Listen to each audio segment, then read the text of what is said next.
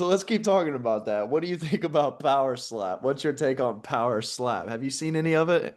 I have actually, and I don't know, man. It's definitely seems jarring to the brain. Bro, There's at least in real fighting, you have an opportunity to defend yourself. you got to take it, bro. There you're getting you're getting wrecked. Bro, you're just taking. That's crazy. Pause. I'm gonna look that up. What is the strategy Mm. for a power slap for a power? Oh my goodness, it won't let me type power slap competitor. Let's see. How do you protect yourself? Do you just build your jaw? It says pre-match strategy, coin toss tactics to see who goes first. Neuromuscular speed and timing. This is what ChatGPT is giving me. Plyometric rotational ball med ball throws, cable band coil punches, shadow slaps with slow motion coil to slap mechanics. Nah, bro, they're trying to get somebody hurt. Neck, jaw, and shoulder girdle resilience, isometric neck training, trap and sternocleidomastoid, cladomastoid hypertrophy work. Nah, That's you're asking the anatomy trains GPT. fascial integration and arm whip mechanics. Oh my goodness. Well, the regular GPT says pre-match strategy, the coin toss tactics. So going first or going second. It says make sure you target the sweet spot.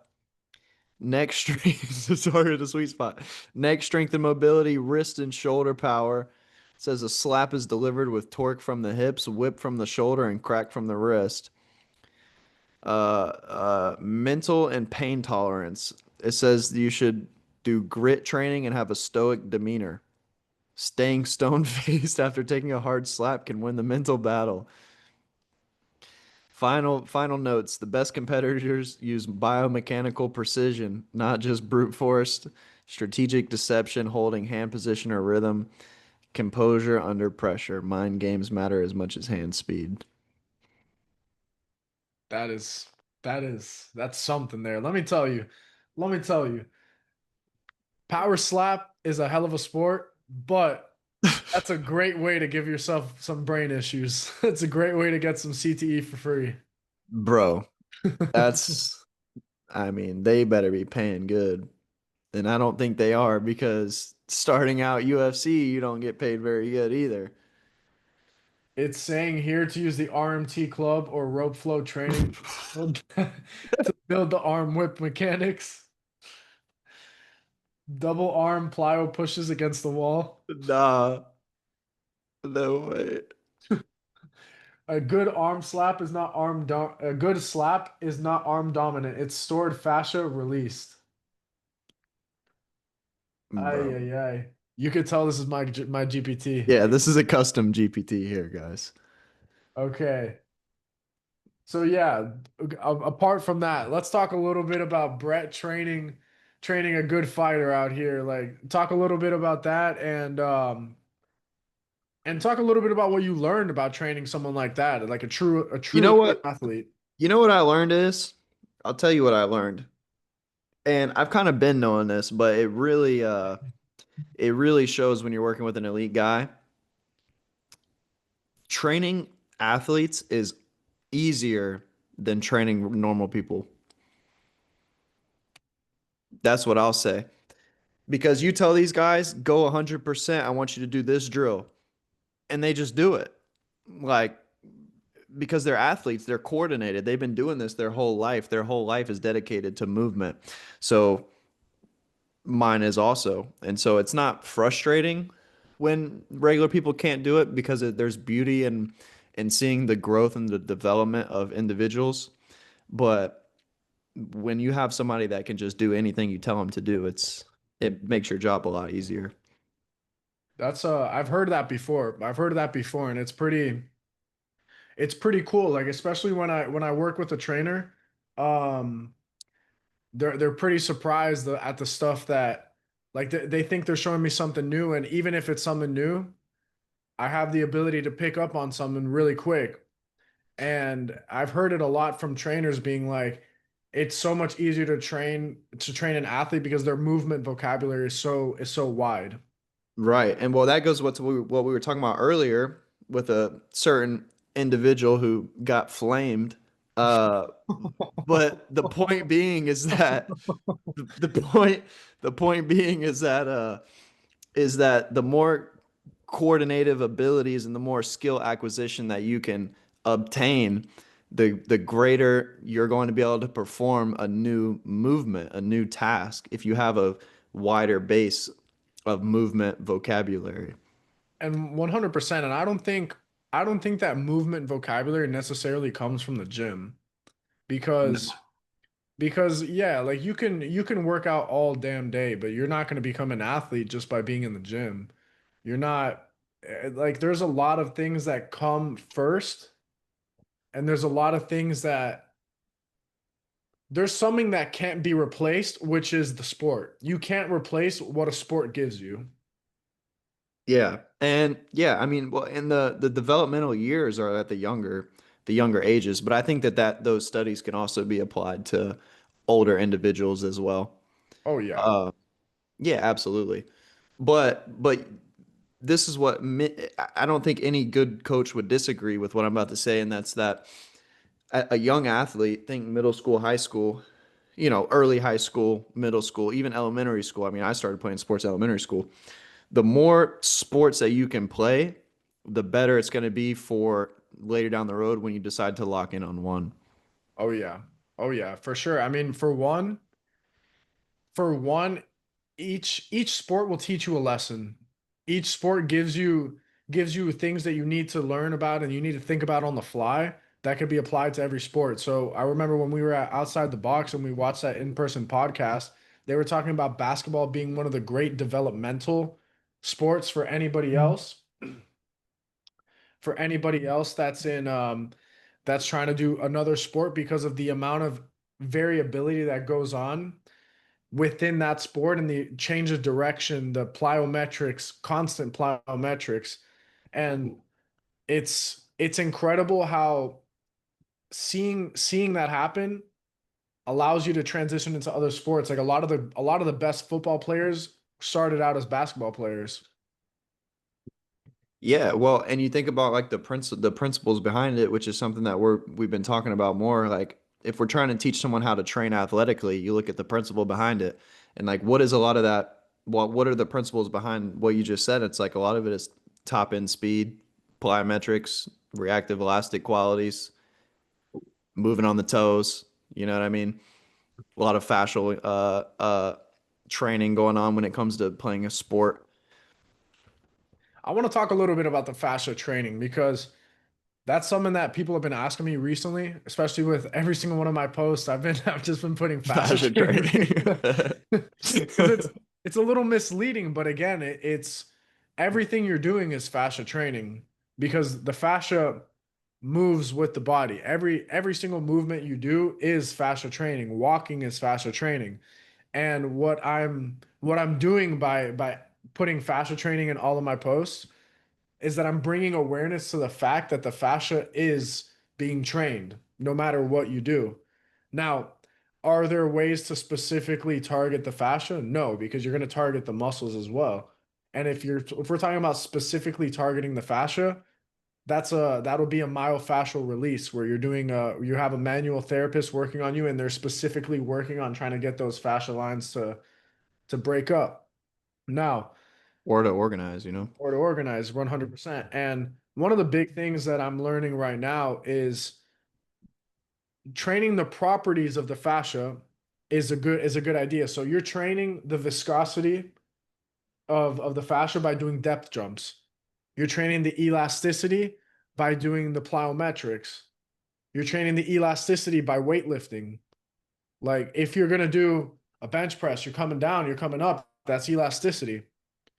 If you're gonna do squat, that's elasticity as well. So there's a big misconception. Like I think functional patterns builds that misconception because they talk about fascia training and they try to make it seem like what they're doing is fascia training and nothing else is fascia training.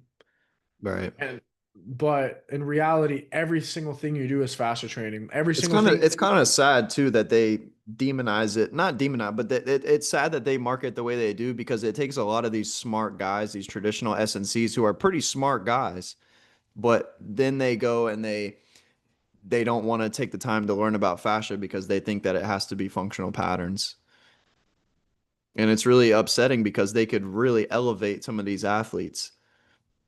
And not only that, bro. I mean, what WEC method is doing is great. Specifically, what Chris Chamberlain is doing is great Yeah. because they're applying fascia, but he's deadlifting 500 pounds. 100%. Yeah, you can't deny it. Like the guys would be like, "Oh, you can't deadlift fascia training." Like, but then you see him deadlifting 500 pounds or swinging a 400-pound kettlebell or doing like just ridiculous feats of strength. Bro, did you see the 200-pound chain get up that he did? Yeah, yeah. Ridiculous. Like you see what I'm saying? It's just like the problem with functional patterns is their marketing strategy works for getting clicks. It really works for getting clicks. And you could see it. They have 1.4 million followers, or I don't even know how many they have now, but last time I checked, it was like 1.4 million on the functional patterns account. And then the fact that Naughty Aguilar has gone and basically shadow banned from Instagram, like on It says multiple something. occasions.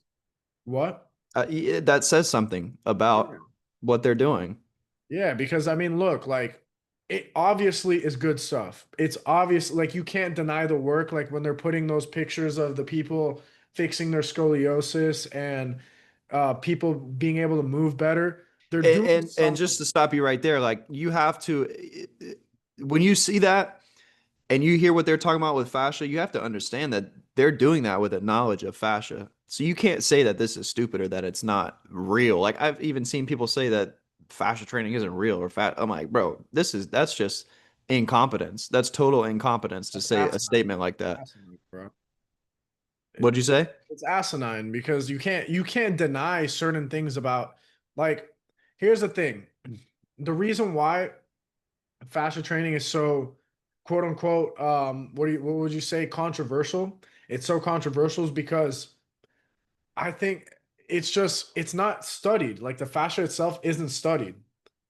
Now come 2000, the year 2000, we have Tom Myers who came from Ida Rolf, and Ida Rolf talks about the fascia, she just doesn't mention the fascia.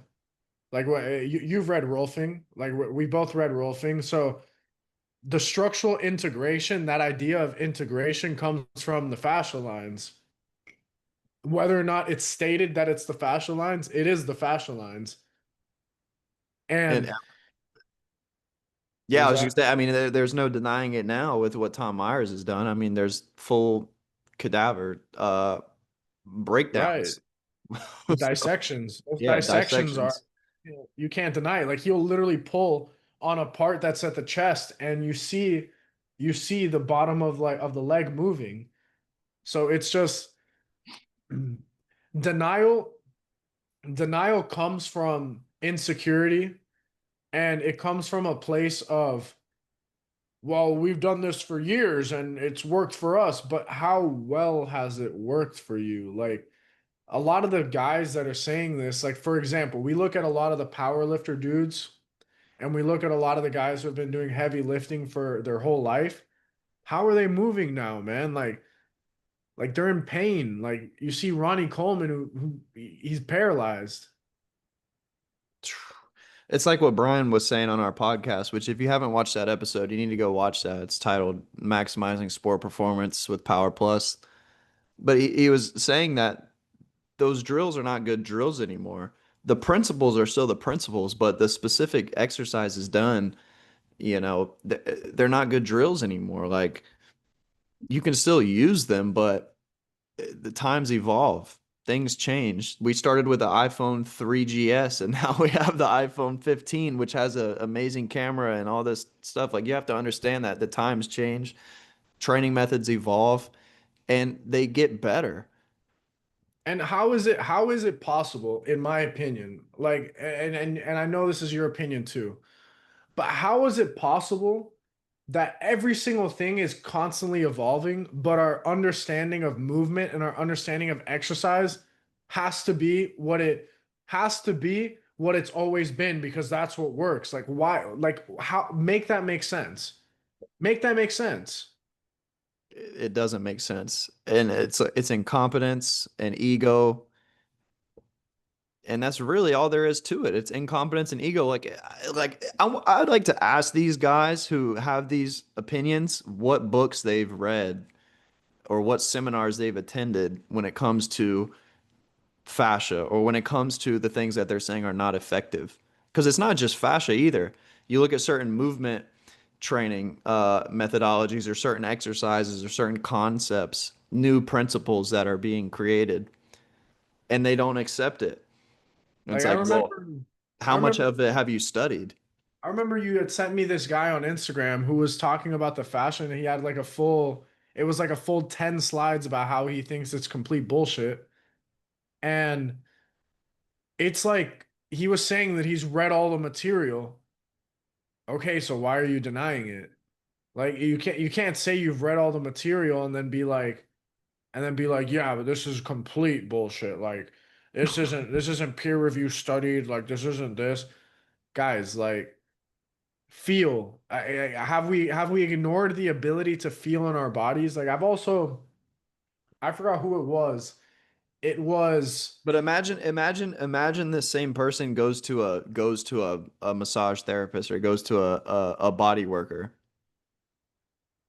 If that's your opinion that this isn't real and it's not a thing, then we better not ever catch you getting a massage or going to a body worker to get or some foam things roller. or foam. Yeah, you better not. Yeah, exactly. Better not touch a foam roller because the fascia doesn't exist. Yeah. And so here's another thing. I was looking at I was like Real Anderson Strength, I think this is the name. I think is the name of the account. Um, and a big thing he was saying was the rope flow has no benefits. And then you had a bunch of people in the comments like this was a power lifter. This is a power lifter who was saying, I actually have been doing rope flow and I really like it. And the guy was like, what quantifiable evidence do you have that it's working? Like I was reading this in the comments. He was saying, "What quantifiable evidence do you have that it works?" The guy's like, "I can feel it." Like, like like this is also something that really bugs me is why is it that personal experience and feeling is thrown out of the window, but a peer review science where the guy has never moved in his life. The guy's never moved in his life. This is an out of shape dude who doesn't work out, who made the study and who performed the study, who did all of the stuff, put out the evidence. Why does he have the final say on what's good and what's bad? Like that fires me up, man. Like how That's how an how is it possible? Like I was watching, dude, when I was in school and we were watching the videos, like the online videos for this stuff. It was a guy who was completely out of shape explaining gait function, explaining gait patterning. He's like extremely out of shape, and he's like, the walk is a controlled fall. And you see the guy like basically tripping and catching himself with his walk. Like, and I look back at the videos now, and I'm like, this guy has knee pain. This guy has back pain. Like the way he's walking is going to cause all that stuff. And it's a guy who's out of shape, who has clearly never taken the detail to actually feel the walk, actually find out what a good gait function is. And so, why are we giving the power to those guys? Why are like because those guys will tell you, oh, you've never done a powerlifting meet. You can't tell me that powerlifting is bad. So why the hell are you paying attention to some guy who doesn't work out? And telling him that he has the authority to tell you what's good and what's bad. that's crazy. Like that's That's that's what's happening, and that's what's crazy, bro. Like it's absolutely insane. Like Weck talks about this too. Weck talks about this pretty often that we're giving the authority to guys who don't work out. We're giving authority to guys who have never felt the movement. Bro. Insane. Insane. And like it's like the video I put out of me and Nico working. And there's these people in the comments and are like, what like they're saying the same thing. They're like, what is this? This is stupid. This isn't gonna work. Mm. It's like this guy is knocking out everyone he's all of his fights are winning by knockout, and you're telling him that his training isn't effective. There was even one guy who commented on my post, and he was like all this training, but I don't see any competing.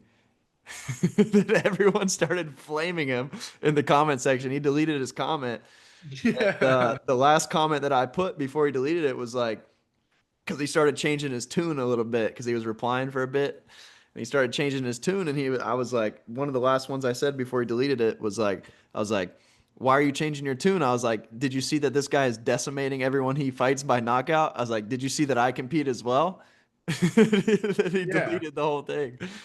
And it's like, yeah, like these are elite athletes we're talking about that are coming out with these findings. And yeah, you're going to look at the controlled study of the control group who didn't never exercise like you were just explaining. It's ridiculous. So a big thing for me is just obviously athletes aren't scientists, and we shouldn't be labeling athletes as scientists because again, like you were saying, it's easy to train an athlete. Like quite literally, there are some people that could not train at all, get up from their couch and go run a 40, a 4.2. There's people that exist like that. And so we can't give them the keys to start putting out science and start putting out research. But what I am saying is that somebody say what you will about Weck, but this guy has put in the time. Say what you will about what he's teaching, his way of teaching, if he sounds crazy, if he doesn't sound crazy, but he's put in the time. If you look at his videos where he's in his office, you can clearly see that this guy has spent like countless hours doing the same stuff, like him hitting the floor. Like I don't know if you saw his video that he posted today when he's like doing his when he's I doing his saw it. drill. It They was a like little bop bop bop turn or yeah, whatever it bro. That was. was slam poetry. That was a slam poetry post. Like he Oh started man. rhyming and everything. It was slam poetry right there. Did you see the video Alex put out of the landmine dancing? No, I did not. Oh, bro, you gotta watch that. If anyone listening doesn't follow Landmine University on Instagram, you'll definitely want to follow that. I'm watching it right now. I told him he needs to put out a level 3 cert where we include these moves here. But basically, it's a guy and he's doing the landmine training exercises, but he's just doing dance moves in between. But it was just funny. Oh yeah, that's funny. Yeah, it was good stuff. Yeah, I mean, okay, so look, that's another thing too. It's like somebody like I think I think somebody like Alex is a great teacher for two reasons. One, he's a born communicator. Like I remember Weck telling us a story about he said he was going to be the best communicator.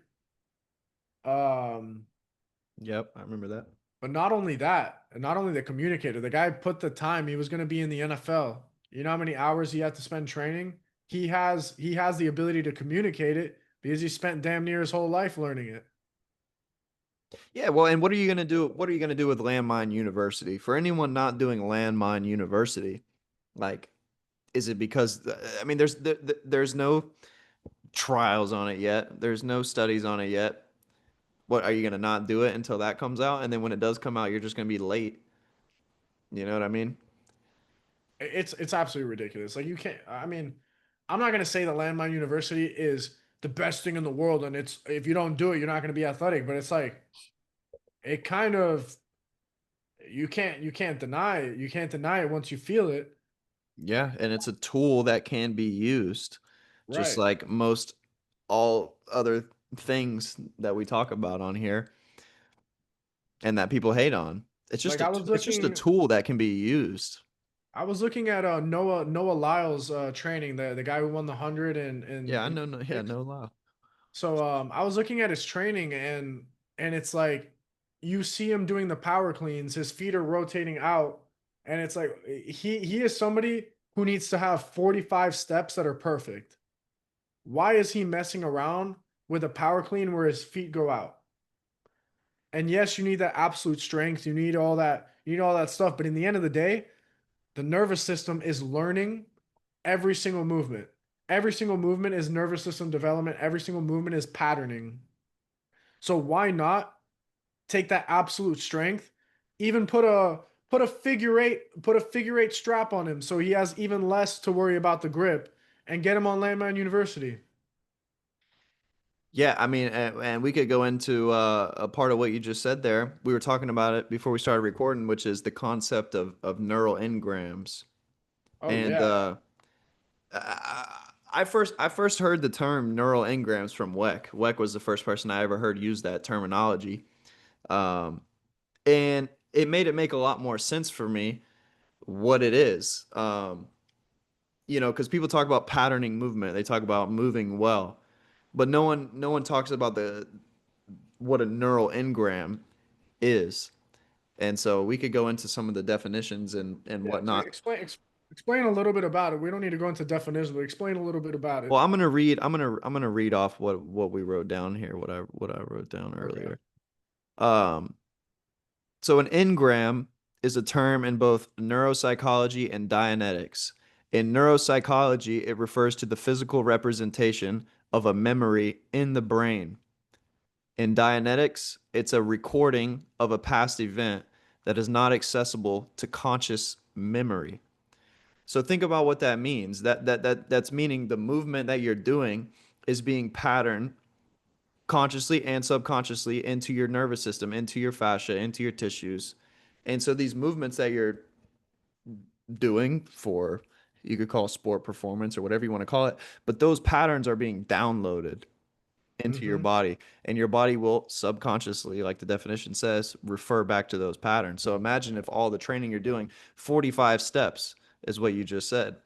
How many reps of something that could be considered a bad movement pattern is being downloaded into the tissues? So now I'm gonna bring something else into this. I'm gonna quote something from Think and Grow Rich by Napoleon Hill.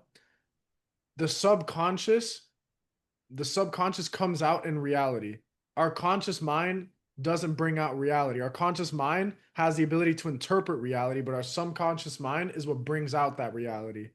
So that being said, when we're talking about nervous system development and when we're talking about patterning movement, the subconscious mind is what's gonna take over when you're moving. The subconscious mind is what's going to remember the positions that your body is in and what's going to remember how to do that movement and how to perform it based on the way that you're training it. And so when I think about Landmine University, for example, I think that's great for sprinters. A sprint that's you're getting in the running Yeah. position. You're I getting think it's great the for running position with the upper body. You could also manipulate the move to where you are actually in the specific position that you need to be in. Because you could see somebody on Instagram doing it one way, but that doesn't mean you have to. You can manipulate that and manipulate the positions that you're getting into. 100%. And I just think it's a shame that most moves are considered universal for all athletes. Like I think realistically, all athletes don't get trained the same. Like every athlete, even if you're doing it by the book, even if you're doing it by the book, by the CS, by whatever you want to call it, the application is still different for every athlete. So I wouldn't say, I mean, some coaches' programs may look similar, but I don't think the volume is the exact same for any two coaches or athletes. And so you talk about hitting the positions the way you need to be. I think positions need to be considered when you're talking about dealing with an athlete. What positions are they in? And if you don't yeah, even take the time to watch the film or to study the guy that you're training or study the position that these guys are in, like let's take, for example, if you are working with multiple guys, let's just say a football team. Now I'm not a football S&C. I don't work with 30 guys at once or more than that. But if I was, I would have different training protocols and different training programs for different positions on the field. I wouldn't train a lineman the same way I would train a safety. Now we could also break that down a little bit because a lot of the positions can be trained the same. I would say, like if we're talking about a running back and a wide receiver, we could pretty much we don't their training wouldn't be exactly the same, but we could simulate kind of the same moves with them. The difference between a defensive player, so a wide receiver and a cornerback would be pretty much trained the same, except the cornerback would have to be trained really good in walking backwards and running backwards. So it's like there's slight differences. Now it does like what you're saying is perfectly true. But it's like it doesn't mean that because they're different positions, they have completely different programs. It's like what exactly are their full needs on the field? And And when it comes to even studying, if they're the same position, they're still individuals. right? Oh yeah, 100%. And that's a big thing too, is like because we can have two people that are wide receivers, but one guy gets a lot of back pain. One guy is just extremely explosive and doesn't have any pain. So the way you could train the guy who's extremely explosive and doesn't have pain is way different than the guy that gets back pain, because now we have to look at his structure. Now we have to look at his movement patterns. Now we have to not just work on his speed, not just work on the plyometrics. We have to maybe like work on that neural engram, like where we're patterning his repatterning his brain. And that's where someone like Goda comes in. That's where someone like Primal Movement comes in. That's where someone like Like Rec method. Method. Yeah, Yeah. where we're And just I like the term. I like the term that the first two crews use, which is recoding. I yeah, like that term. I think that's a good term. I like to use downloading. I think downloading is a good term when it comes to movement training. I use that term a lot. 100%. Because in the end of the day, like if you're downloading, that means it's reaching the subconscious. And we want the subconscious to be acting when we're on the field. We Yeah, don't, and that's what I was in my little in my article that I wrote about the neural engrams. I closed it out with like saying everything that you do is being downloaded into your computer. So make sure that you're not downloading any viruses. Why would you purposely download a virus? You're going to purposely download a virus and then expect your computer to be functioning well. I mean, it's sad, bro. It's sad because in the end of the day, like we were talking about before with the peer review science, like you've got guys that haven't felt it that are putting this out, and then everybody who's in the field is accepting it for what it is rather than choosing to be like, maybe that's not correct. Maybe science has steps to be taken. And I feel like that's the number one thing you could do as a coach is constantly question. The number one thing you could do as a person is constantly question. And it just seems that like these guys who are super smart are dumb. There's a quote, whenever you find yourself on the side of the vast majority, it's time to pause and reflect. That's a good one. That's a good one. And I mean, shit, like how is it that like you said, we're on the iPhone 15 that we've upgraded from the 3GS and we still have to go with the same principles when it comes to movement. We still have to go with the same principles when it comes to It's like, hey, you remember the big charger? But y'all are like trying to insert that into the iPhone 15. It's like yeah, it trying to doesn't put that fit into anymore. a USB-C cord. Like what are we talking about? What are we doing? If I like, bro, how do you even still have that cable? That's a great analogy you came up with. I like that one. I like that one. And bro, like it doesn't matter how many times you jam it in, like it's never gonna fit It anymore. won't fit. The dynamic has changed when it That's like comes to these Shaq with his athletes. 5'2" wife. What'd you say? I don't know if you That's need to repeat that. that's I don't need to repeat All that. right, yeah, I did hear you. I don't know if the audience did, but I Uh, heard the last few words of it. like Um, something about Shaq. oh God, bless America.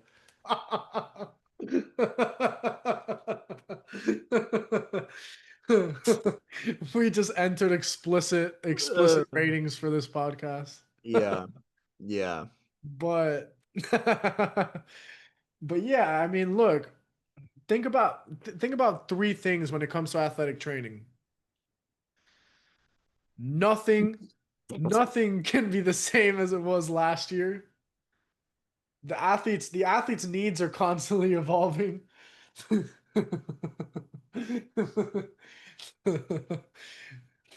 The athletes needs are constantly evolving. Um I got um in order to progress an athlete, there needs to be change because change is inevitable. So we can't give the athlete the same routine year after year, month after month, even day after day. Like variability, change needs to exist. Um, and yeah, I mean, there's no reason that even Louis Simmons talks about it, the variability and how it ends up benefiting you in the end. Yeah, man. And I mean, I think the general, like, okay, let's take the concept, the principle of GPP, general physical preparation. We know it's important, but the methods that were used to train that principle, we can use different methods and it's still general. You see what I mean? Like general doesn't have to be bench press, squat, deadlift. It can't general training can be something else. I mean, if you're not playing the sport or doing sport specific drills, that would be called general training. And so we can modify those methods. I mean, there's also something we could talk about here where how much funding do these studies have? This like we live in a capitalistic society to where money isn't being pumped to stuff like athletic studies. Money is being pumped to what's popular. In the Soviet reign, um, money was being like they lived in a communistic government. So in a communist, not Well, communist. and real quick, just before you go on, I mean, bench squat, like don't hear what I'm not saying either. Like we'll still apply a bench Oh, squat or deadlift. 100%. Like all that stuff has worked for years. And just because it's worked for years doesn't mean that we're all of a sudden saying, like, oh, no, no, it's invalid. It's completely valid. It's just that can't be the full spectrum. There's the full spectrum includes so many more things that science hasn't caught up on. But Right. real quick, when we look at the communist government, the Russians, they put a lot of funding into the studies of athletic development. Why? Because the pride and joy for them was winning the Olympics. The pride and joy was being physically superior to other countries. And what did they find? They found things that United States is still trying to catch up on because they had the government funding.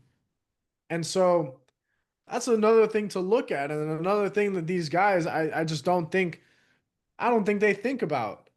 Like I really don't think they think about. Like I was watching Quentin. I was watching one of his podcasts and he was saying the reason why the Russians were so much farther than us in athletics is because the communist government put full funding into testing these athletes. Oh, bro, I mean, you read these books and they're talking, I mean, it's a study on everything that was done. It studies on literally like from like the smallest details. Like if they had milk 10 hours before their training session, if that helped. I, Literally. who said that? Who said that? I heard somebody say that on a Well, no, podcast. I'm not even playing with you. That's one of the variables in some of the studies. No, 100%. But like, I mean, there's a book I'm reading right now. I mean, they talk about they talk about what do they talk about? They talk about all kinds of stuff. They'll compare baseball. Let's just I don't know if this is the exact study, but they'll compare baseball players to soccer players and see the result of the training and how it affected them based off of their sport and their movement abilities. Like little things like that I just don't see as much, I guess you could say, or I don't see it being applied with newer concepts, I guess. And I think a big thing too, no, it's not I think, I know. A big thing too, you look at the United States in track. And why has there not been a new, not even the United States, the world, why has there not been a new world record in the 100? Why has there not been a new world record in the 200? Like why is it that certain things aren't being examined more? Because truth be told, Usain Bolt, like give me your opinion on this, but he's not the cream of the crop. Like science should be getting better, training should be getting better to where they can figure these things out, right? But why haven't they? Let's let's go to the 1500. There's something that there's something that is very valuable here to learn, and that girl, that Faith Kipgioi, I don't know how to say her name, Faith. We analyzed her break the world record in the mile in the 1500. What's something that she didn't grow up having? Shoes. And you Yeah, man, see, where's the study on that? where's the study on that? Like, Because like I just opened up this book that I was referring to, and it's like eight trained rugby players underwent 3 week reactive agility program developed, and then seven other players developed or performed traditional rugby. So we're comparing the individuals who do a specific reactive agility component versus who don't. 23 female and 26 male elite handball players underwent tests of planned and reactive agility. So they're comparing the difference between planned agility and reactive agility. That's such a small detail. And they're doing studies on it, and I could read you the study outcome as well. 80 trained athletes, two groups, completed a 10-week conditioning program. One underwent 30 agility sessions. The control group had no agility sessions. Uh, and so they're taking these small groups of elite athletes, putting together a study, and giving you the results. And like, I don't know. Maybe I'm missing certain things, but I'm just not seeing that I right don't think, now, and I like with don't think new it needs information. to be broken down that much. But if you're looking to be the best, if you're looking to break a world record, if you're looking to be an Olympic Well, champion, that's what, but it does need to be broken down that much because that's what coaches are doing. That's what the best coaches are doing. They're doing their own studies. It's not being printed in a book for everyone to go read, but they're doing it. That's how these training systems evolve. Like think about me and you. Are we doing the same training we did a year ago, 2 years ago, 3 years ago? absolutely not. No, we're doing controlled studies of one person. And I think it's I a mean, disservice. I'm doing it with, and you too, but I'm doing it with multiple athletes. Like, I see athletes daily, multiple a day, every single day of the week.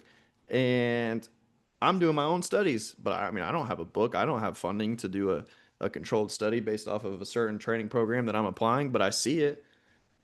And I think that's a big thing too. It's like the studies that we're able to conduct on ourselves ends up showing up in the people that we train.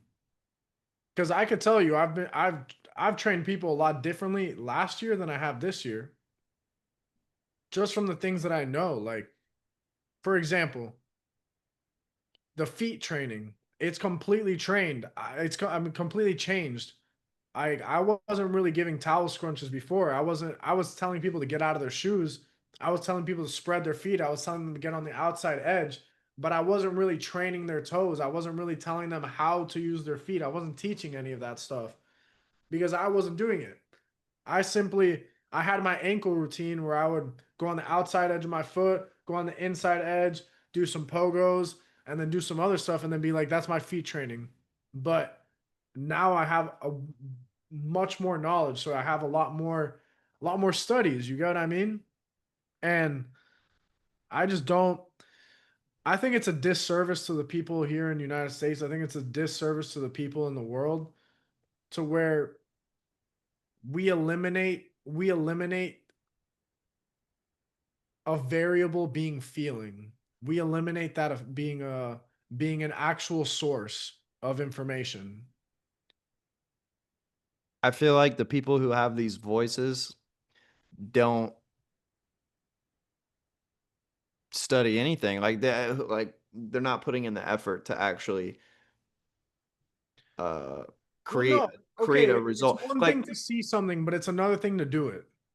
You get what I mean? but I'm talking about the people, I'm talking about the people on Instagram or on YouTube, the people that are putting out information in the US, or I mean the content goes all over, but these guys are in the US, right? What are they doing to get better?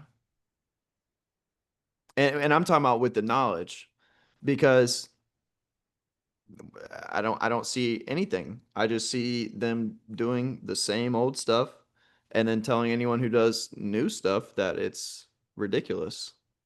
And that just doesn't make any sense to me. A big thing with me is like I mean, I don't And want to some get stuff is ridiculous, but what I'm talking about, some stuff is ridiculous, but I'm talking about real training for real athletes and it's working. Mhm. Like, I think okay, so there's two sides of this because I'm not everybody talking about telling an elite level fighter to go juggle a kettlebell. 100%. Like That's there's not what I'm talking about. and I know what you're talking about, but just to iterate, there's a lot of information on social media and everybody wants to talk about training athletes. But none of them are training athletes. Who are these guys training? I don't see. And this is go back to what Brian told me, and this is why now my Instagram is about to change because you got to show your work. I don't see these guys showing their work talking about these deadlifts, and it's not about the deadlift, but it's just you know what I mean. Like I feel like I always have to say that because somebody's gonna take it out of context, and be like, "Oh, Brett says don't do deadlifts." No, but it's like, who are you training? Who are you developing? What results have you produced I mean, look, with these methods that you're talking about that are the way, the gold standard? I will say this, if there's one influencer that adopts a lot of the old methods or a lot of the traditional methods, but has still found a way to put in his own spark and add a lot of this stuff. It's Judd Lionheart. I don't know if you follow him. Yeah, 100%. Yeah, yeah. Like that guy does a great way of making traditional lifting unconventional by the way that he does the things. And so something like that But is I think he's on. I would consider him on the good team. 100%. I mean, he's He's a out there. prime example of this works and so does this. Yeah, yeah, and I mean, like for a But then guy we have, who sorry, I keep cutting you off. no But worries. then we have guys like Roman Jiu-Jitsu, and we have guys like Zach Tellen, whatever his name is, and we have guys like Mike Israel. Mike Israetel, and we have guys like Tim Riley, and we have guys like these are like big names, but there's a lot of smaller level guys that are like the traditional college weight room, like getting paid, like doing that. And that is the standard, Mhm. Yeah. I unfortunately. mean, You know what I like mean? you remember Colin talking about he doesn't like he's not really liked in the college weight room world. Yeah, Brian said the same thing. And it's a sad reality because if we think about what these guys are doing, all they're doing is trying to put out information, trying to put out information on the things they know that could help somebody, will help somebody. Like Brian's work, you can't deny it. You can't deny Brian's work. No, but we could go through and now these people commenting obviously are not a big influence in the world here of S&C. But let's go, but let's go through some of the comments here because the comments represent the sentiment of the coaches who are because where are these guys where do these comment keyboard warriors get the balls to comment on somebody's post? Well, they get it from the guys on YouTube and the other Instagram social media guys that are putting out their content. You see what I'm saying?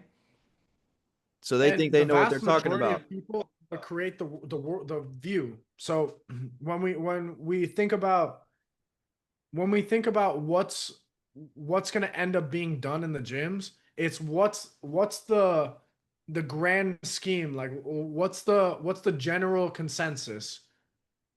And sadly, that's the truth. Like, it's not about what's right, what's wrong, it's what's the general consensus. Yeah. Here's some of the various comments on my recent post. You ready for this? I can't Go, let's hear. tell if you're serious or trolling. Uh, looks comedic, but bet it's hard with great long-term returns. All right. Well, I mean, that's somewhat fair. Goofy, but if it works.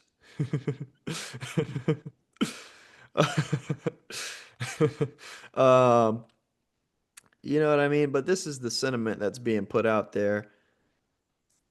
And I mean, look, these it's guys are just just totally incompetent when it comes to what's actually happening. And you have no idea. Like for these guys that do these reaction videos on these trainers who are actually good, um, it's just total incompetence. Like you don't know what's going on in that gym. You have zero idea what went down during that workout. and I don't neither one of us like neither one of us have truly been exposed to those level of the comments yet because we're not that big. But you got a little taste of it while when you got this big post where it was a hundred something thousand views. And so neither one of us have truly been exposed yet, but I can imagine it's coming soon. Like as soon as the followers start coming up, that's when you start getting the haters, and once you start getting the haters, the followers come up. Yeah. Mm. And yeah. You're definitely right about that. Because eventually we'll probably have to really defend ourselves. But at this point, I'm using the comments from that video and to express the sentiment of the coaches who are putting out uh, that. You see what I'm I saying? want to see Mike Rizzotel do a video on Power Plus. I want to see him. I want to see him put out a video I don't think he ever will. because I want to see what he has to say because I don't see how you can see what Brian is saying and what he's doing and then be like that's not valid. I don't think that day will ever come. I don't think he'll has he done a video on WEC? I don't think Yeah. so, and I don't think he ever will. No, he's talked about work. He has? Talks I'd about like to watch that. What did he say? He probably did you about the roast him? Bosu ball being unstable surface. He talks about rope. I don't know if he's ever talked about rope flow, but a lot of these other guys they put up videos of Weck being a clown, saying he's a snake oil salesman, especially with the rope flow. They always talk about the rope flow. Yeah, But they always talk again, about like rope flow. Weck, But when I think of WEC, I don't think rope of course rope flow comes to mind, but I don't think about that. I think about biomechanical genius. I think about that's what I think about. I think yeah, about if you have a there's question about the body, if you have a question about the body, you ask WEC. Who and else are you going to ask? a big thing that Weck said, he said it on this podcast. If you just learn the four fundamental moves with the rope, you don't need to ever pick it up again. You just need to download it into your system so that your body knows and remembers it. That's Obviously, what we I. both know that it doesn't just get learned once. It needs to be constantly programmed. But Well, again, like once you actually grasp it, you're never gonna forget it. That's just like riding a bike. That's what he said in the book. yeah, yeah. It's And like riding a so bike. Like you'll never forget it. I don't think that when people talk down on Weck's work, I don't think it doesn't come from a place of looking at the work. It comes from a place of looking at the way that Weck presents it. Yeah. And personally, everybody knows our opinion. Everybody knows our opinion on Weck because we respect the hell out of him, and we personally like we look to him as a mentor.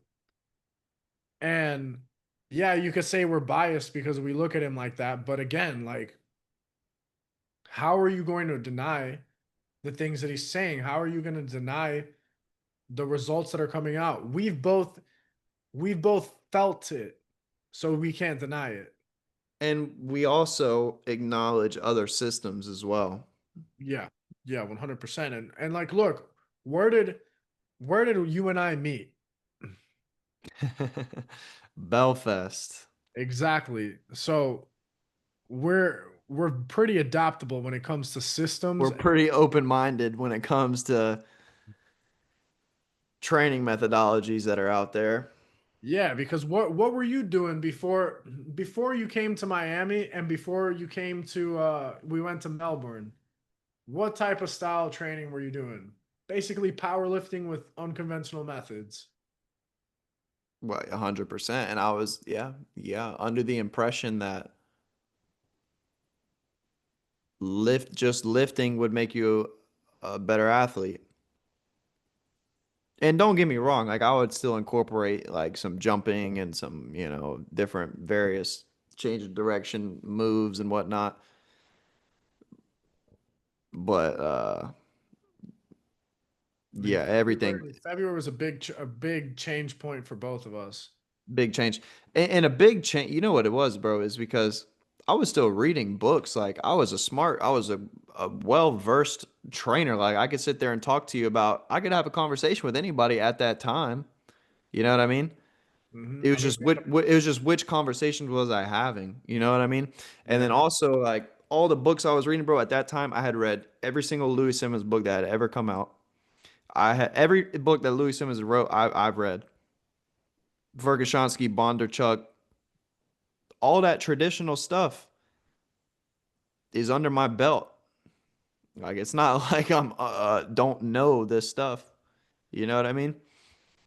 Um, Yeah. and there's So a so many big other thing names too. that I could list. Charlie Francis, like uh, there's so many other names that I was on uh, before going into the more of the movement training and the stuff like that. And you know what's interesting is that both of us went pretty deep into the Goda before we started going into fully adopting the speed training, fully adopting. I mean, I'm not going to speak for you, but I had to. No, hey, listen, I'll tell you, I was kind of brainwashed by Goda because they're good at marketing. Yeah, they're And good at I don't marketing. think Goda, I'll tell you right now, Goda is not optimal movement training. They have some really good stuff. It just has to get picked apart. Like It with has to, them, you have to absorb what is useful and discard what is not. right? And I fell into that trap because I've been implementing the Goda stuff since 2018 is when I found them, and I really liked it because I had torn my ACL, and a big thing is my feet were always pointed out. And then in swimming, I had to have my feet pointed in to be good. But when I was out of the water, my feet were pointed out. So that was a big thing that I had to work on. It took me a couple years to fix my feet posture. And the thing is, I focused so much on the feet because of what I learned from Goda that I was negating the upper body. And then Yeah. and then speaking to Weck one on one and learning from him at Uberzadi, and then learning from the different people there, I was like, okay, I've been completely negating the upper body.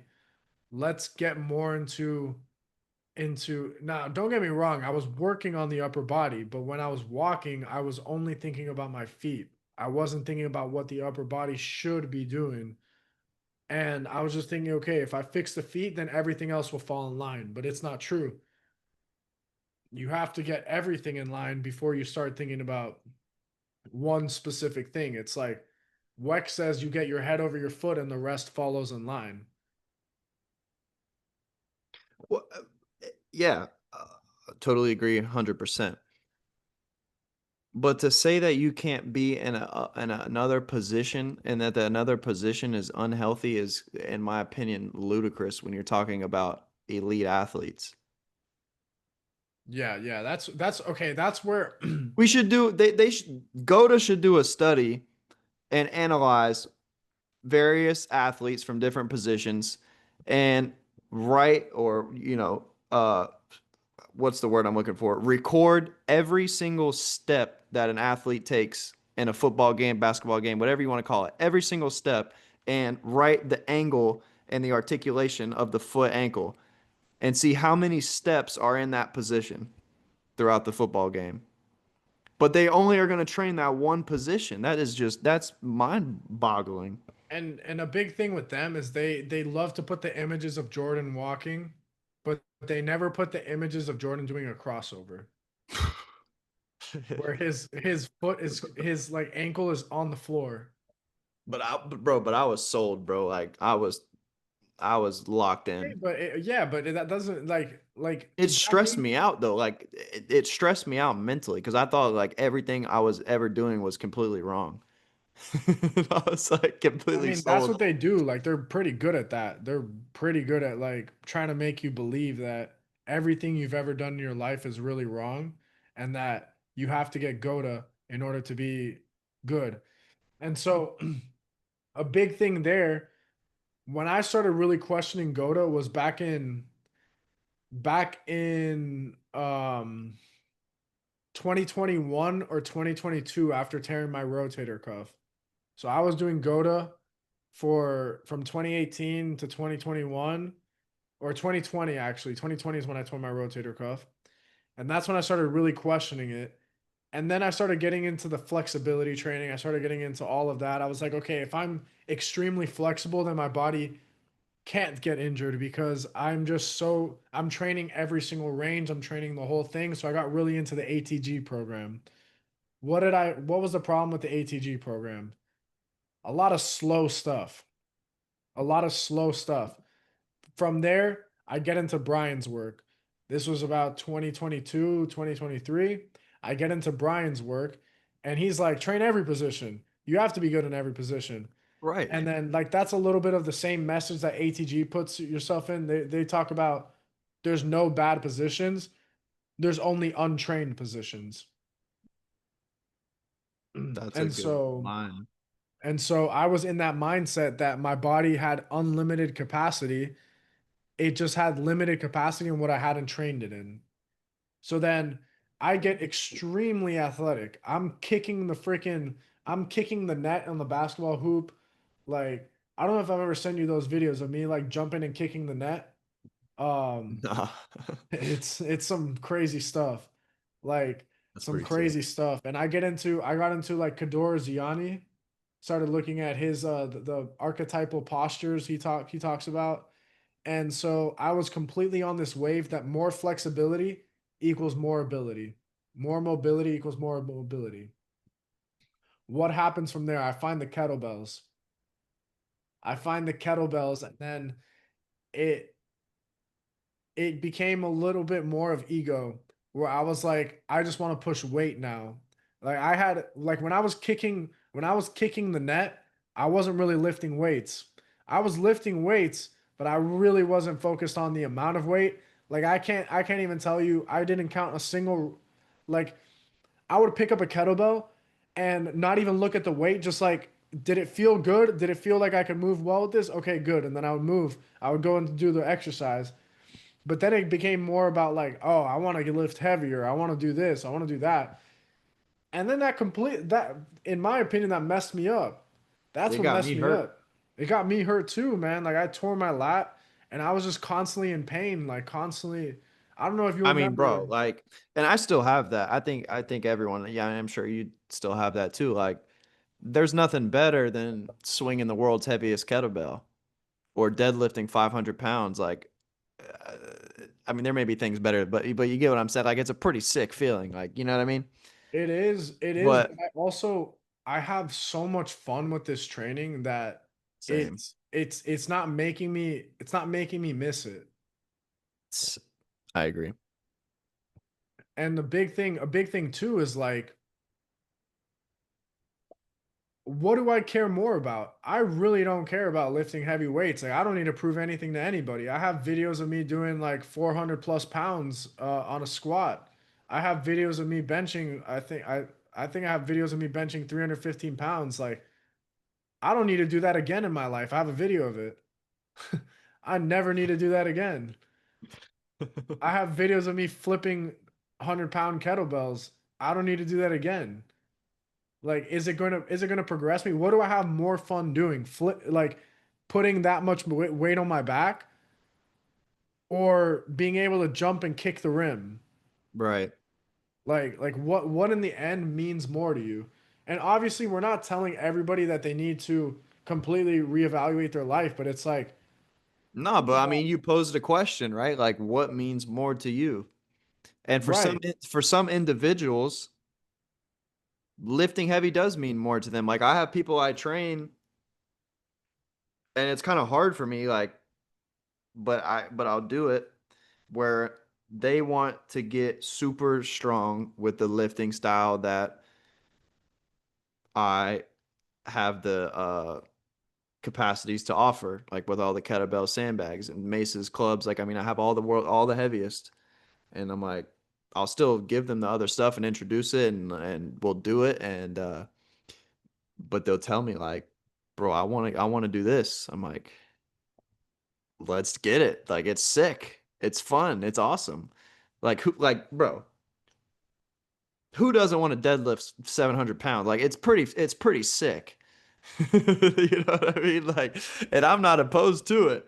I'm not opposed to it, but I just understand. I just understand what it takes for that to Well, actually everything is a happen. give and take. Like, what are you giving up to do that? Like, I remember Colin talking about that. What are you giving up to lift heavy? What are you giving up to become faster? What are you giving up? Because everything is a give and take. You have to give Yeah, up something in order to achieve something else. 100%. And like for me personally, and when it comes to working with athletes, that is still included, but it's just the percentage of it is significantly reduced I think because you with an have to. athlete, it becomes more of a responsibility than a want. Oh yeah, 100%. Yeah, stronger is better. You know what I mean? Uh, so yeah, absolutely. You have to assess how much volume of that type of training is necessary. Yeah. So one more thing that like let's Like, I think real quick we should give an example of what a sports performance athletic training workout is does not look like. okay. Okay, so what it I doesn't don't look think it like. looks like coming into the gym and like let's just look at an old example of a workout that I would do. I would come in and probably do something like band pull aparts, push ups, pull ups, and back extensions or something like that, or maybe squats or like lunges or whatever as a warm up.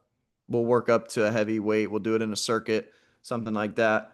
Do a ton, not a ton of reps, but a good amount of reps to get the blood flowing. Uh, organize those in a way that it's going to set me up to take a 1 rep max on a deadlift or on a whatever I want to take a 1 rep max on. Take the 1 rep max and then proceed to go do some other cleans, snatches, presses, overhead press, heavy sled drag, sandbag, like whatever you want to call it. But what is in common here? Heavy, slow loads, flat foot, one plane of motion, you could say, in a significant amount of those lifts. And you know Same what's a foot position in every single lift. this is another big thing because right before tearing my rotator cuff, I was performing my own training. I was doing my own training and I was training for the Olympics. Mind you, I had no business modeling my training after YouTube influencers that are not athletes. No business, no business. That's what So these guys are doing. let's give you a quick little intro to what my workouts looked like right before tearing my rotator cuff. And this is 100% true. I would come into the gym, do a little bit of a warm up. I was always very flexible, so I wasn't too worried about doing mobility. I would do a lot of like walks. So I would do the go to walk with some bands to warm up my glutes. I would do some I would do some like extension on the core just to get like where I would do a plank and then lift up my arm and like move forward just to like get some extension. Then I'd go straight to the bench. I would grab dumbbells and I would do this 888 set. This was my famous thing, the 888 set. I remember the Where 888s. Not so from you, but I remember those. Yeah. yeah, so 888s where I would grab a heavy weight, I would grab a lighter weight and then a lighter weight. I would do 8 reps on incline bench, on incline dumbbell bench, grab immediately put it down, grab the other one, 8 reps, and then grab the lightest weight and go 8 reps. And 888 is what I did for everything. I was pretty smart. Like if I was training to be a bodybuilder, I was very smart. I was extremely smart. Because I did read a lot. I read a lot. I knew if we're talking about bodybuilding, I could have got you to the Olympia.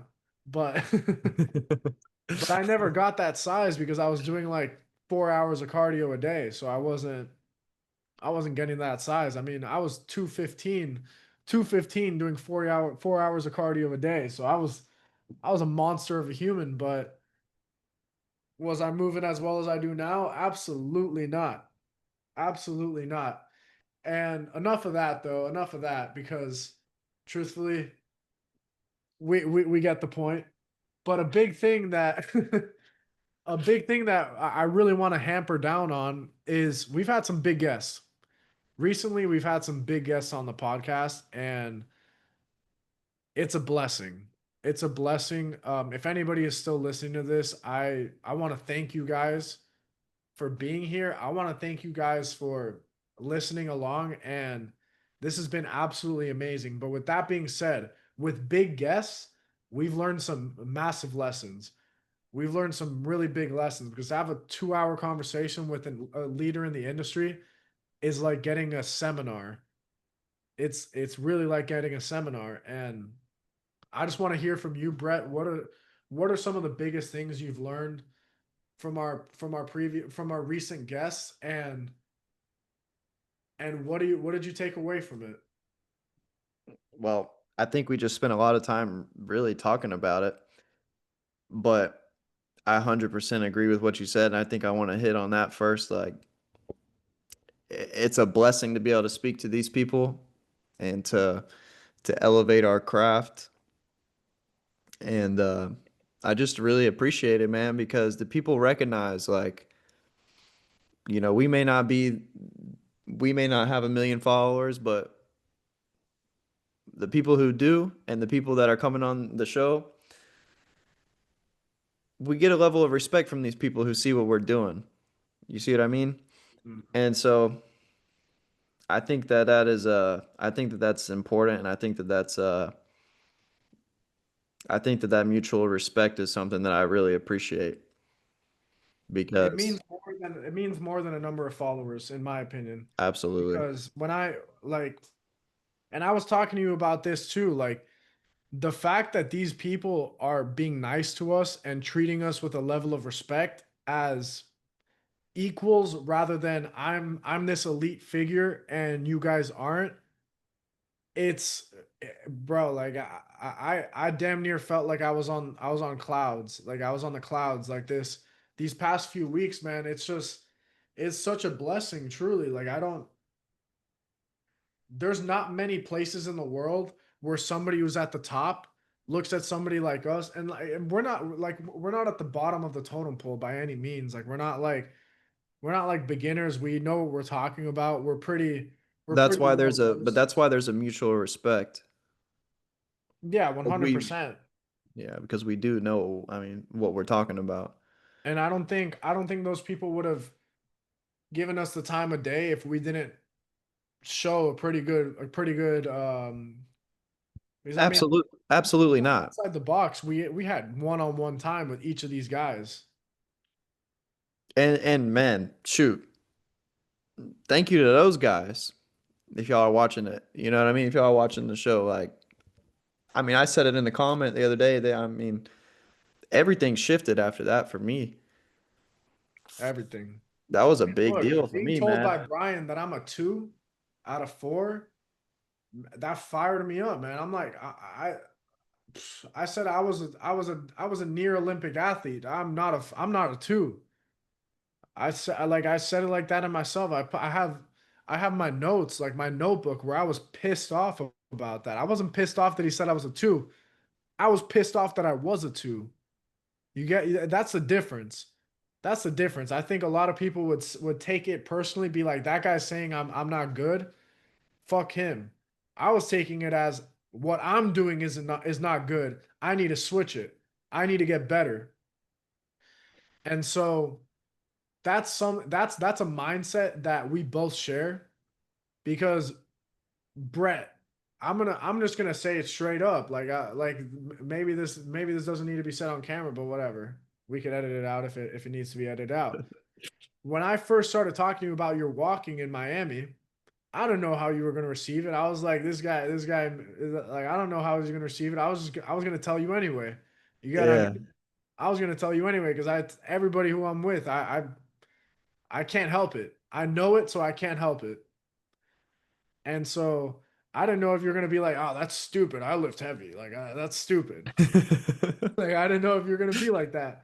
But what happened after that? You quite literally changed up your entire freaking like. Obviously, it wasn't just That night. like me saying one thing. Me saying one thing obviously didn't change your whole philosophy. But damn it, the whole time Well, we were in Miami, you were thinking about your feet and you were asking me like, is this better? Is this better? Like, and it's like you could have very easily been like, fuck off, man. I could lift a 320-pound kettlebell. Like I don't need to worry about my walk. Like, it's so true.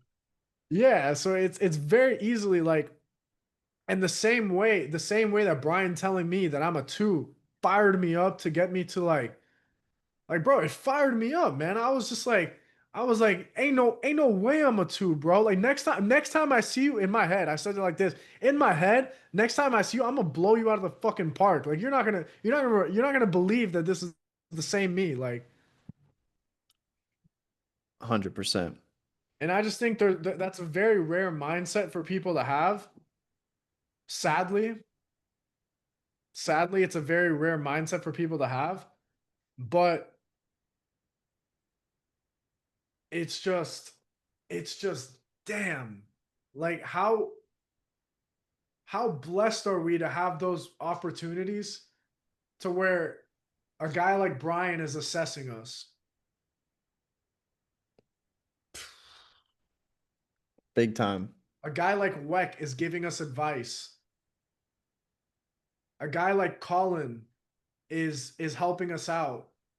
A guy like you get what I mean? Like all of that stuff, man. It doesn't. Yeah, I mean, you can go down the list. Every guest. Every Cliff, yes, Cliff, big one. like Maddie giving us the opportunity to talk. That's another one. Like That's a really big that I mean, that's talk big. about what we're gonna be talking about.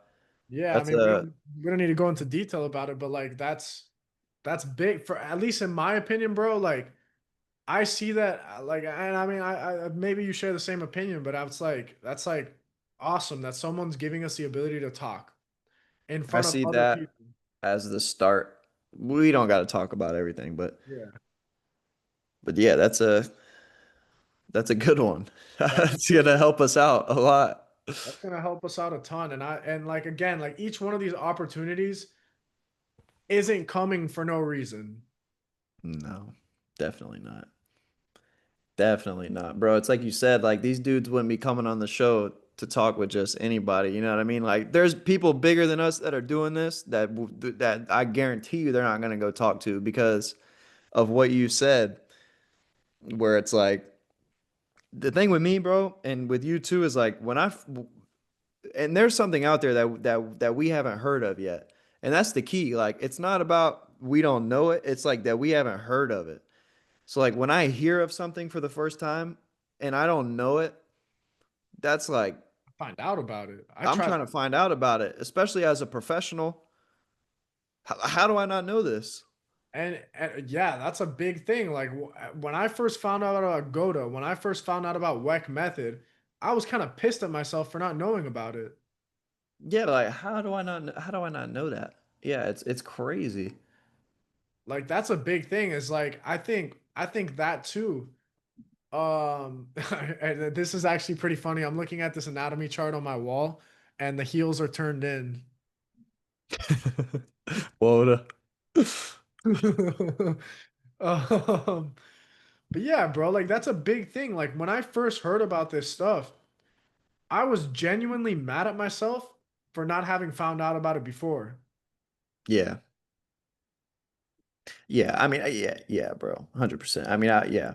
I was just gonna say, I don't know if I was like mad at myself, I was I but was yeah, I agree. I mean, I agree. I agree with I that. was mad at myself because I was like, I've put so much effort into learning, and how did I not how did I cloud my mind to like to the point where I wasn't consuming this? Right. Yeah, that's the part right there. That's the part right there. Cause I mean, bro, like you could read your whole life on one topic, but what about when something else comes out? Like, you know how many psychology books are probably out there?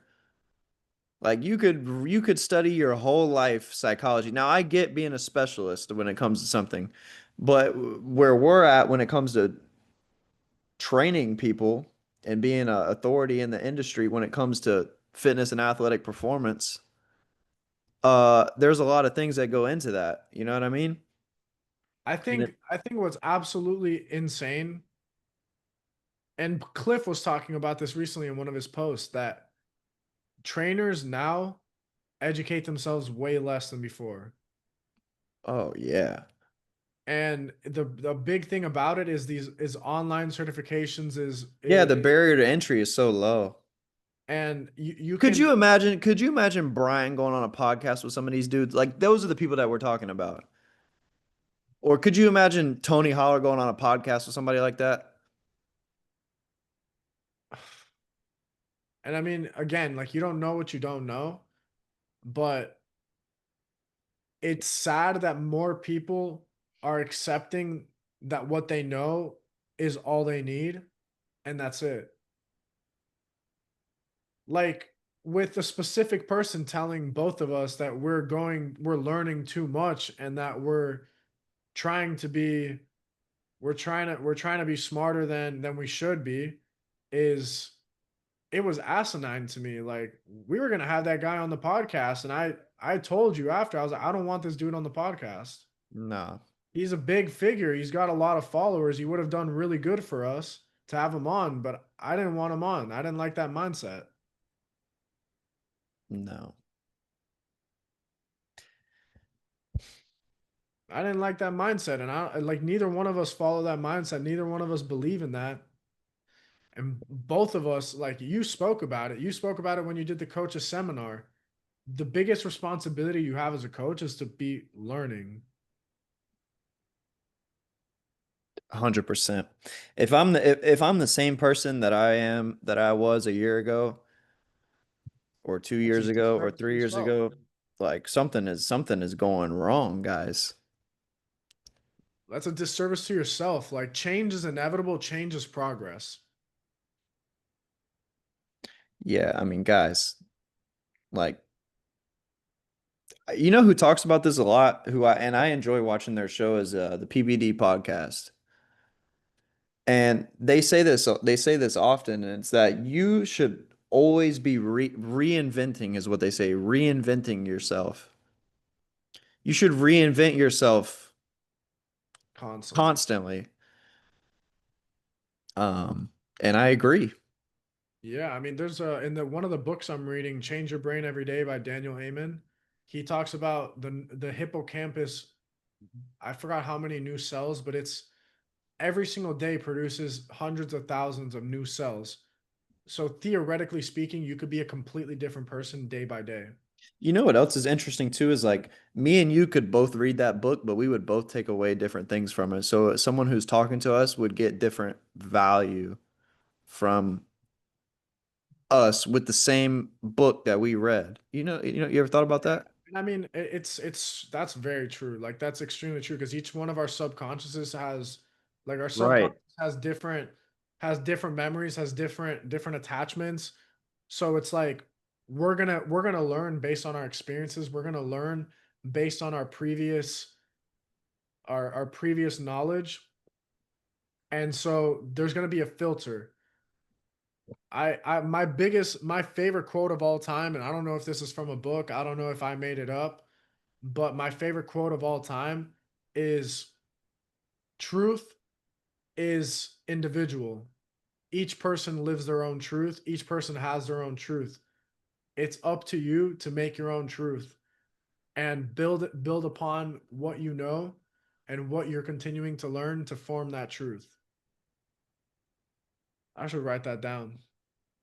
But Write it down, write it down. Yeah, you need to. Because that's very true. It's very true. Brian talked about that. He said, being right is relative to being right. It's like, uh, whatever you deem as right will really be right in your own mind.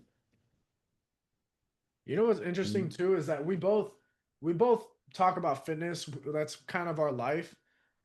But more than anything, I'm going to speak for both of us right here. We're in the mindset training game more so than anything. Like we're constantly like I know a lot of the books you're reading has to do with business, has to do with mindset, has to do with the brain. A lot of the things I'm reading right now, I am reading about training, but I'm reading a book on negotiation. I'm reading a book on creativity. I'm reading books about the psychology of the human mind. Like all of those things, all of those things play into the training just as much. Like if you can learn about the human psychology, Oh yeah. yes, you can teach someone a little bit better, but not only that, you learn how to get through to them. You learn how to like being an expert in psychology helps you out in life. If you know psychology, you know negotiation, you have a better chance of getting a girlfriend. You have a better chance Well, at yeah, yeah, no, you're right. I was gonna say, we were talking about reinventing ourselves and like somewhere where we both need to like you talk about the books we're reading and like where we really need to elevate is when it comes to, I would say, business and entrepreneurship. Like yeah, because this is a this business. information in this podcast could be going crazy if we, you know what I mean? And the thing is, neither one of us have the knowledge in marketing, promotion. Like, yes, we do both have Instagrams, we both post a lot, but we don't know about it. Like, we haven't studied the game, we haven't studied this stuff. So it's like, we started this podcast with the intention of having fun and being able to learn more. Like, if we look at Brett and I do this pretty often where we look at we had a goal list of guests and it just it completely blows my mind every time because obviously we're not at a point where we have tons and tons of subscribers yet. This isn't the biggest podcast in the world, but to me right now it feels like it because of the wealth of information that we've been able to provide with the limited amount of content we have. If you're somebody on here, because we've been getting a pretty consistent amount of views. If you're somebody on here that is watching all of the episodes, right? Because we do guests, so this episode will kind of say something here, right? So if you're somebody that's number one getting watching to the end of the video, and you're someone that's been watching all the podcasts, comment below and let us know what you're thinking about, or DM us, whatever it may be, and just let us know. Let us know what you think about the podcast, what it's done for you, if it's changed your life in any way or motivated you to do anything. We want to know that because that's fuel. That's And fuel. look, anytime, like, okay, I've been getting a few people that stop me in the street to say like I've listened to your podcast, and yeah, I feel like a little kid, like bouncing along, like in my head, like bouncing along, like I can't believe someone like took the time to listen. So it's a big thing. It's a big thing to us. It's a big thing. It genuinely means a lot. Anybody who DMs me, anybody who tells me anything, like I've gotten a few DMs about people saying that they love my content. And bro, I'm a small content creator. I've got 2,800 followers. By no means am I the biggest influencer, but man, one text message one message means the world. Like it truly means the world because why do we make content? Why do we start this podcast? To give people the knowledge that we have to like to share. I just want to share. I want somebody to hopefully benefit from this. I don't think I could say it probably any better than that. Yeah. I think we wrap it up right there. It's been an hour and a half. You know, but You know we what's could crazy, we man, is could keep on going all night. an hour and a half does not feel long. Like an hour and a half does not feel like anything, man. Like You know what's cool too? Like for the people watching this episode, like we could talk all night. You know what I mean? Like we've we're done it pretty. before. Yeah, we've done it before. I don't know if you guys will ever see that, but we certainly did go for 8 hours straight. With Weck. Bro, that's crazy to think about somebody like Weck spending 8 hours with us.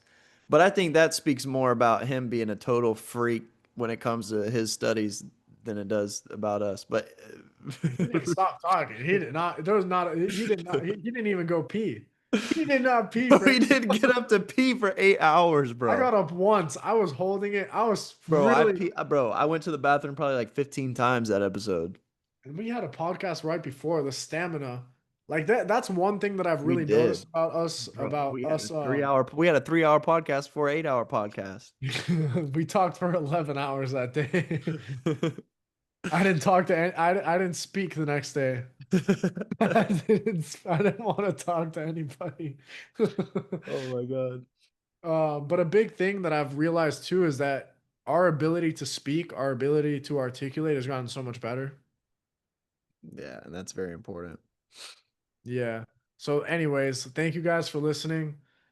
We don't know when this episode will come out, but I think we posted like on a we were talking about doing two a week. I think this is one of those. I think any internal episode we do, we post on a Monday, Friday. Let us know in the comment section when you would like the episode to drop. Probably Monday, so it can go throughout the whole week. yeah. I think we could do that. I definitely want to we definitely want to give you guys more information. I mean, it's Friday. Well, it's Saturday now, but we could post it Monday. Yeah. So. All right. All right, guys, peace out. We'll talk about that later, but we appreciate you watching the show. That's another episode of the Power Talks podcast. Peace.